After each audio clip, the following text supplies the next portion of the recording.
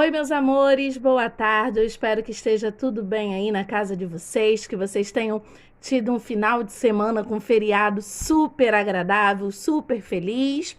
E estou morrendo de saudades e simbora, que hoje nós vamos começar as nossas atividades relembrando e falando de um povo que faz parte da nossa história e também da nossa cultura. Isso mesmo, você vai abrir o seu livro na unidade 5 do livro do terceiro bimestre e juntos nós vamos começar a falar sobre a história e a cultura indígena. Quem aí gosta, ou já viu, ou sabe alguma coisa, algo relacionado à cultura indígena? Será mesmo que eles foram os primeiros habitantes do nosso país? Simbora que tem muita coisa legal para a gente ver nessa unidade e vamos que vamos mergulhar nesse mundo do conhecimento. Aí no nosso livro, na página 3 do nosso livro de história, a gente está observando que um desenho bem bonito, né? De uns índios com tucano. Nossa, que ave bonita, não é mesmo? E é sobre isso tudo que tia Paula já falou que a gente vai ver nessa unidade. Nós vamos ver se há alguma diferença de como era antigamente para como é agora. Se ainda existe algum resíduo da cultura deles na nossa cultura de agora. E nós já sabemos a resposta disso tudo, né? Porque muitas coisas nós herdamos da cultura indígena. Então, vamos lá. Na página 4 do nosso livro, nós podemos perceber e ler também nesse primeiro texto explicativo aqui que os indígenas, eles já habitavam o atual território brasileiro antes da chegada dos europeus. Tanto que quando os europeus chegaram aqui na nossa terra do Brasil, os índios já estavam aqui. Então podemos dizer que quem descobriu o Brasil, hein? Os europeus foram espertos, não foram mesmo? Porque os índios já estavam aqui, já eram moradores aqui da nossa terra. E o que eles aproveitavam para fazer?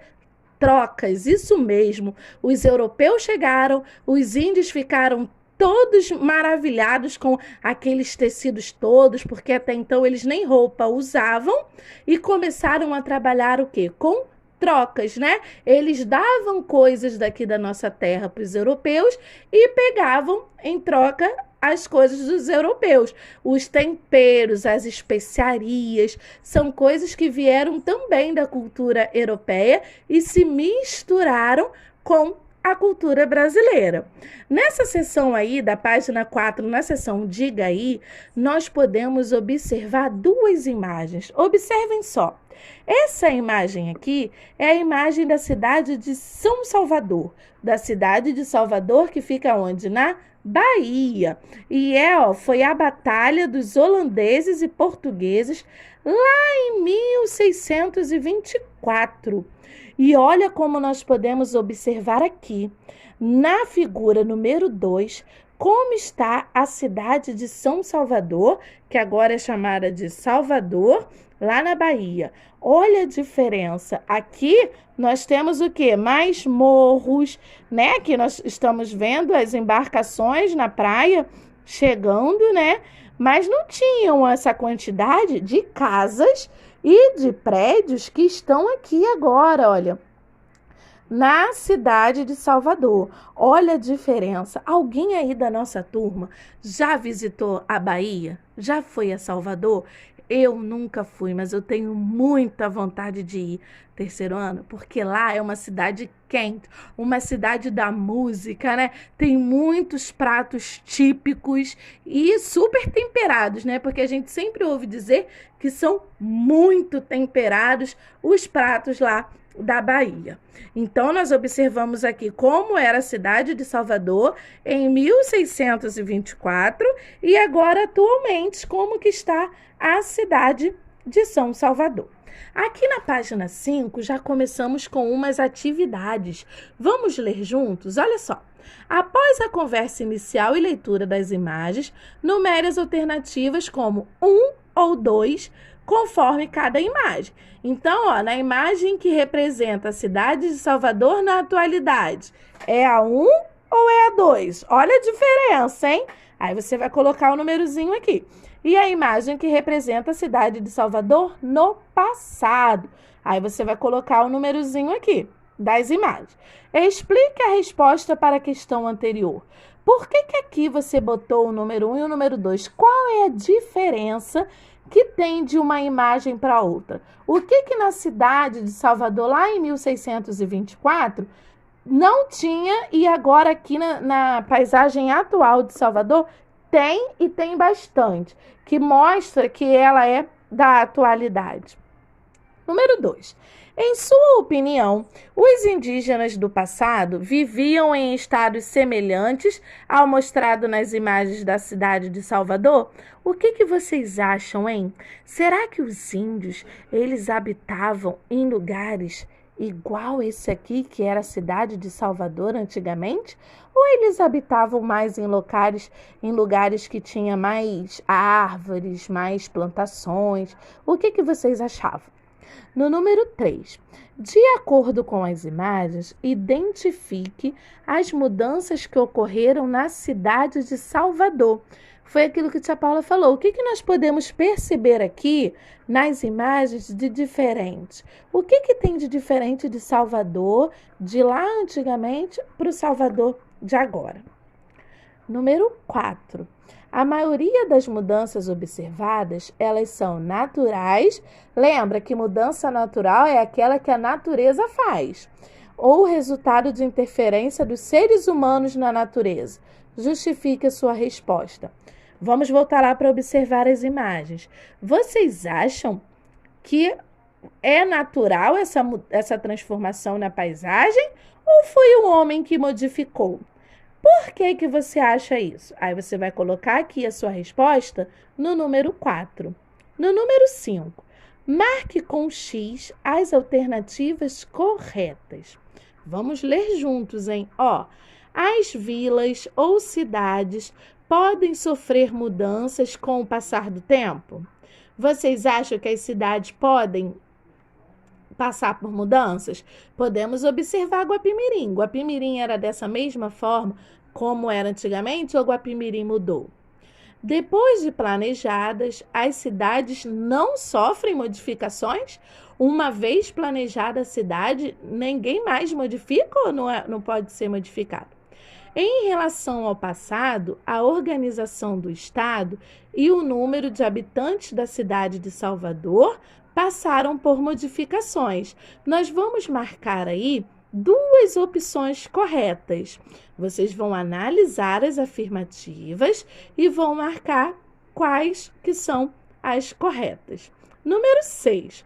O local onde você mora passou por transformações desde a fundação? Escreva alguns exemplos de mudanças. A nossa cidade de Guapimirim, ela é igual era antigamente ou ela sofreu alguma alteração? Nós já conversamos muito sobre a nossa cidade e nós vimos que antigamente ela tinha pouca casa, as ruas não eram asfaltadas. Quando as ruas começaram a ser pavimentadas, elas eram o quê? Elas eram utilizadas com aquela pedra, eram cidades. A estrada era de pedra, de paralelo, né? Depois que foi colocado o asfalto por cima. Então, são coisas que a gente já pode observar nas transformações do local aqui onde mora, da cidade onde a gente mora. Pausa aí o seu vídeo, responda essa página e já a gente continua. Aí, terminaram de fazer as atividades aí da página 5. Nós vimos, conversamos um pouquinho sobre as transformações que aconteceram desde lá de Salvador da Bahia, desde antigamente até agora. Conversamos um pouquinho também sobre as transformações que aconteceram aqui na nossa cidade de Guapimirim, né? E agora nós vamos conversar um pouquinho sobre como é o modo de vida indígena e o ambiente. Como que vocês acham? Deixa eu fazer uma pergunta para vocês. Vocês conseguiriam, depois de ter todo esse conforto que vocês têm na casa de vocês, vocês conseguiriam viver igual os índios viviam antigamente? Nas suas malocas, nas suas casinhas feitas de palha, que eram feitas de palha, dormindo em rede. E muito mais antigamente, eles dormiam até no chão, tendo que caçar para comer. E aí, ao invés de ali no Terê Tudo, no Terê Fruta, no supermarket, comprar sua comida, ou até mesmo pedir, né, uma quentinha pelo telefone. E aí, vocês conseguiriam fazer isso? Olha, eu confesso que eu não conseguiria. Depois que a gente tem essa facilidade, né, é difícil a gente se adaptar.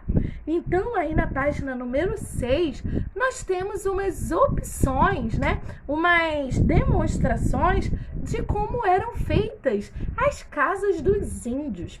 Lá na região amazônica, eles ainda, porque lá é o lugar que mais tem concentração indígena, eles ainda constroem espaços coletivos de moradia, conhecido como malocas. Que nome engraçado, né, terceiro ano? Malocas. Ah, vou ali na maloca da Laura. Ah, vou na maloca da Laura. Ah, vou visitar a maloca do Bernardo Gomes. Ah, a maloca do Pietro tá show de bola. Até o nome da casa deles é diferenciado. E vocês sabiam que no nosso vocabulário também a gente fala muitas palavras que vêm da origem da língua deles, né, do dialetos deles, que é o Tupi-Guarani. Olha só, nós temos umas curiosidades aí também, ó. As habitações indígenas podem ser de variados tamanhos e formas. A ilustração mostra uma oca do Chavante e sua estrutura de construção. As ocas desse povo, em sua maioria, abrigam parentes de uma mesma família. Gente, deve morar muitos índios dentro de uma maloca dessa, né? Dentro de uma oca. E olha que estrutura legal. Vocês já pararam para pensar como eles também são inteligentes e arquitetos?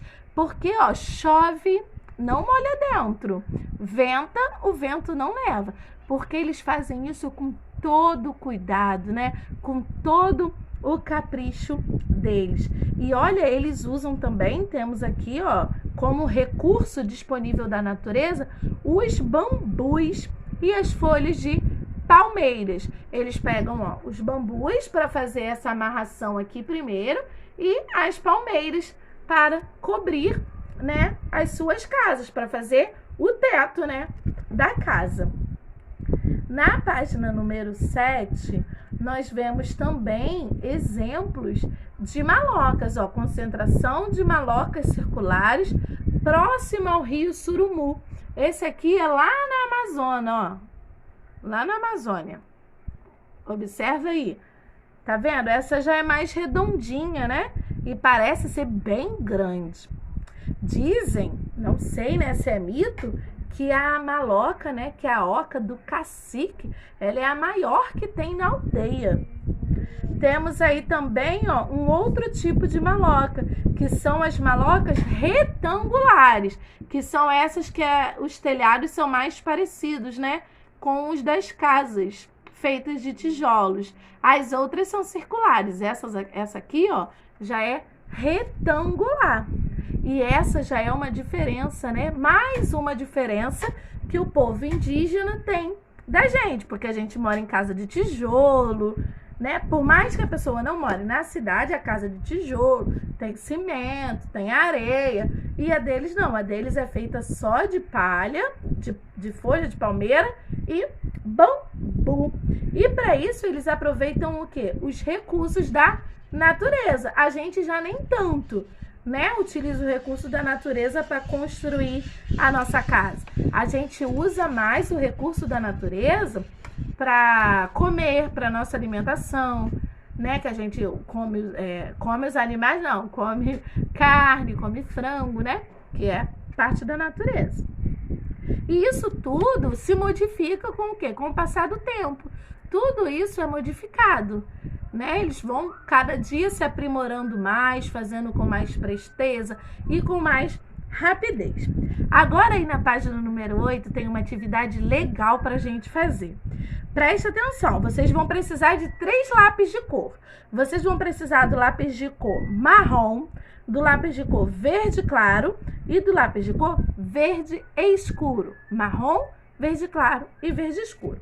E nós vamos descobrir uma palavra que nós falamos muito agora no finalzinho das nossas atividades do outro bimestre, que vocês fizeram vídeos super legais, cartazes super legais falando sobre o quê? Sobre o desmatamento. A turma indígena, né? As aldeias indígenas são as que sofrem mais quando acontece o desmatamento, igual lá na Amazônia. O desmatamento acontecendo lá, eles estavam sendo prejudicados. Por quê? Por causa que a floresta estava sendo queimada, os animais estavam morrendo e eles não tinham o quê? A casa aonde ficar, porque tudo que era deles lá também ia ser queimado, né? Porque o fogo não tem como a gente controlar o fogo. Então, aí no número 1, você vai usar essas 3 cores que a tia Paula falou. Aonde tiver bolinha, você vai pintar com marrom. Aonde tiver estrela, você vai pintar com verde claro. E aonde tiver a cruzinha de mais, você vai pintar de verde escuro. E depois que você colorir, você vai descobrir qual é essa palavra, sobre o que nós falamos no outro bimestre e agora atingiu bastante os índios que moram nas florestas. Aí na letra A você vai colocar a palavrinha que você descobriu. Na letra B tá dizendo assim, ó: com a ajuda do professor e usando um dicionário, pesquise a definição da palavra descoberta na imagem. Mas, tia, eu não tenho dicionário aqui na minha casa. Você pode dar pausa aí no vídeo, vai lá no Google, bota lá no Google e vê o que essa palavra significa. O que a palavra desmatamento significa. E você vai copiar aí na letra B, tá bom? Letra C. Para que a cidade onde você mora fosse formada, ocorreu um processo semelhante? Aconteceu algum processo de desmatamento aqui em Guapimirim para que a cidade nascesse? Eu acho que a gente não pode considerar desmatamento, porque desmatamento a gente faz quando a área é preservada. Aqui em Guapi foi acontecendo o quê? As pessoas foram construindo. Ó, igual lá na Cutia, até uns 10 anos atrás, 5 anos atrás, existia mais área verde, mas ali não era uma área preservada, não era uma área de preservação igual nós temos no Parque Nacional. Lá no Parque Nacional ninguém pode construir casas, porque lá é uma área preservada. Se alguém desobedecer a lei, for lá, tirar as árvores e construir, essa pessoa vai estar fazendo um desmatamento. Número 2. Marque X com o nome das construções dos indígenas brasileiros.